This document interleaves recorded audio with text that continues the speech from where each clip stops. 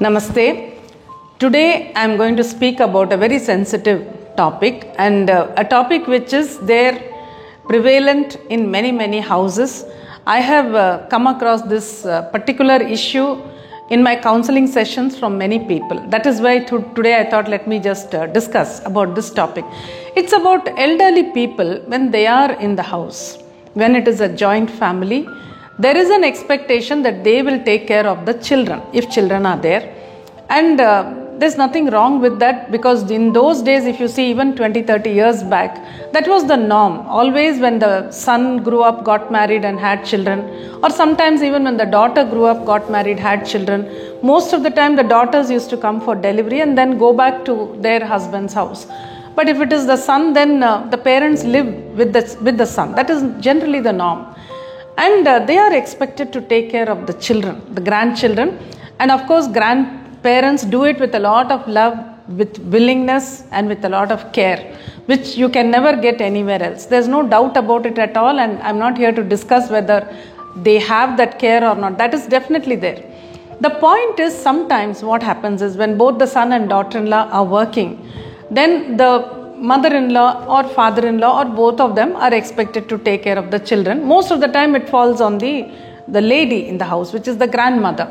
And in my counseling sessions also, many times I've come across the grandmothers who say this. What they say is, I really love my grandchildren, I want to take care of them, but nowadays my health is not allowing me to do that. So particularly one lady, she was telling me about her situation. She said her son has two children. One is about 4.5 years old. He is going to school, so he comes back at 3:30. So till then the child is not there. It's in the school, so she is okay. The younger one is only 1 year old. So at the age of 1 year, which is about 12 months, we know how active a child can be. The child will keep on moving everywhere. The child will pick up anything in the house. So she said the child is very active. I love the children. Both the children, they are my life. There's no doubt about it. But she said at least the first child, the one who is about 4 years old now, she said when that child was born, I was a little younger and I had that energy to run behind the child, to carry the child, to feed the child and to make him sleep and go with whatever the child needs. I was able to do all that. But she says now with the second child, which is just 1 year old, I'm really finding it very difficult. She said, I feel totally drained because the child is so active. I have to keep running behind the child and then I have to lift the child. I'm not able to lift that weight also. She has back pain. She has so many other problems. Health problems have cropped up and her energy level is also lower these days. So she says, I don't know what to do. I feel so embarrassed to say this to my daughter-in-law or my son. And she also said that she has a daughter. Daughter also has two children. She's living a little far away from there. She said, sometimes I want to go to my village and stay there for 10 days with my relatives and come. But I'm not able to tell this to both of them. And then she said, sometimes I feel like going to my daughter's house. There also the grandchildren are there. I would like to spend 1 week, 10 days with them and come back. But I'm not able to say it at all because both of them are working and they're working hard and I have nothing against them. But my life is just going like this. I find it very difficult to manage this situation. This is what she said. And if we think about it, in those days, even elderly people had more energy, more strength to do all this work at home, whether it is cooking or looking after a baby. It was done very easily. In a joint family those days, there were say 2-3 sons, they had their children, maybe 6-7 grandchildren, and the grandparents would take care of all of them. And women also, some of them would be at home. So everything was very easy. But today with nuclear families, the whole thing falls on one person, the grandparent, either the grandmother. Sometimes the grandfather may help, but many times that doesn't happen. So this lady was saying, I'm feeling so claustrophobic, I don't know what to do. So that was one case. Then there is another one where one of my friends, this happened about say 25-30 years back, more than that could be. We both were working in a bank those days, and she had taken leave for delivery. And once the child became almost 7 months, she kept taking leave till then. Then once it was around 7 months, she left the child at home and joined work. And the day she joined, she was very upset to leave the baby at home with her mother-in-law.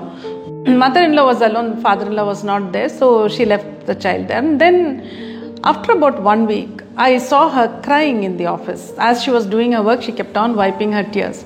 I said, what happened? Why are you crying? She said, no, I'm so worried about my child. I said, what is there to worry?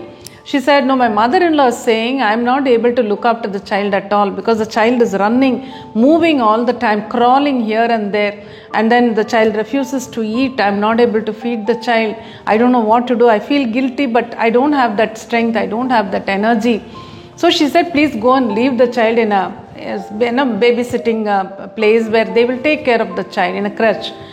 So for that, this lady was crying. She said, how can I leave my child somewhere like that? She's only 8 months old.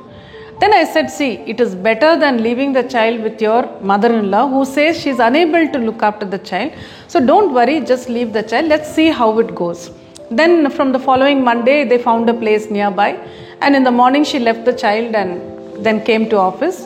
The arrangement was that in the evening while going back, they will collect the child.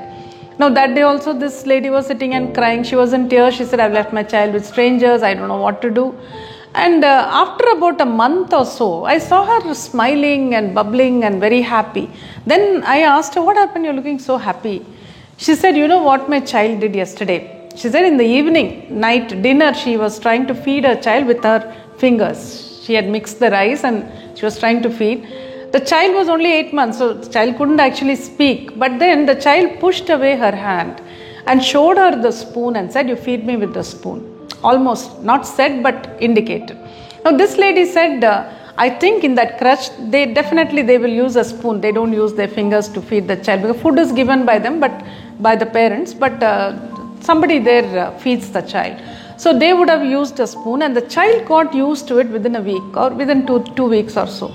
And the child was insisting that the mother feeds the child only with the spoon. So the mother was so proud and happy about it. See, my child has learnt all this.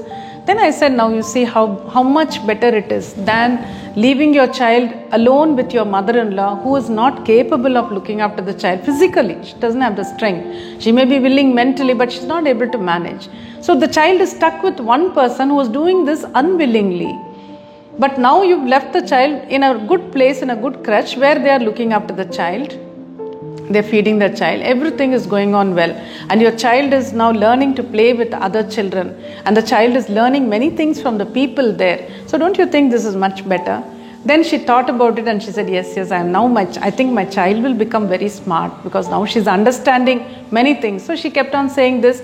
And true enough, the child later grew up to be a really street smart child. So that way, if you look at it, I'm not here to discuss whether this is right or wrong. So whether the child should only be with the grandparents or whether the child should only go to a crèche. We cannot pass a judgment on that at all. And you cannot generalize this issue at all. We have to look at every case individually, look at the situation, look at the circumstances, and particularly the health, the status of health of the grandparent. So that is very important. Once there was a gentleman, he was the grandfather of a little child who was about 3 years old. And 3 or 4 years old, parents were both, the son and daughter-in-law were working. The child used to come back from school at about 3:30. So they expected the grandfather to be at home and take care of the child. Once the child comes back, there's nothing wrong with that. That is definitely something anybody would expect. And the grandfather said, I love my grandchild so much. I really want to do it. I have no qualms about it. I have no other feelings about it. But he said, I feel completely bogged down by this. He said, his wife is no longer there. She's not alive. So he said, I sometimes feel a bit lonely. So sometimes when I see my friends all going on a religious tour, visiting temples, he says, I really feel like joining them. It may be for 1 week, 10 days, 15 days sometimes. At this age, he said, that's the only thing I want. But I'm just not able to even talk about this to my son or daughter-in-law. I do not know what they will think. So I feel completely, claustrophobic about this whole thing. I'm not even able to express myself. Though I love my grandchild and I really want to look after the child, I feel my freedom is completely gone. So there again, it is a little very sensitive topic. You can't say this is right or that is wrong. Either way, you can talk about it. So that's why I'm just saying, my suggestion is, if you have small children and your parents are there looking after the children, then be a little sensitive. This is very important. It's a very sensitive issue, very sensitive topic.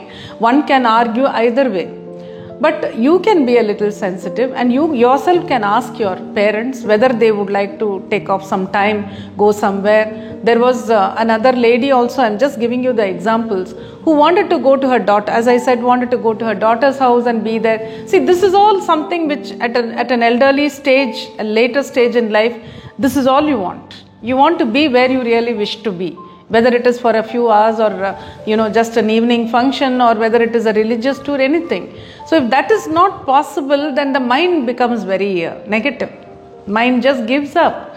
So that way you should be sensitive and look at your parents' lives and see whether they would like to do something different, whether you can assist in some way, whether you can look after your child independently, because today that is definitely something you can think about. There are many ways of doing it. So just think about it and take the best decision, and talk to your parents, and then come to a decision.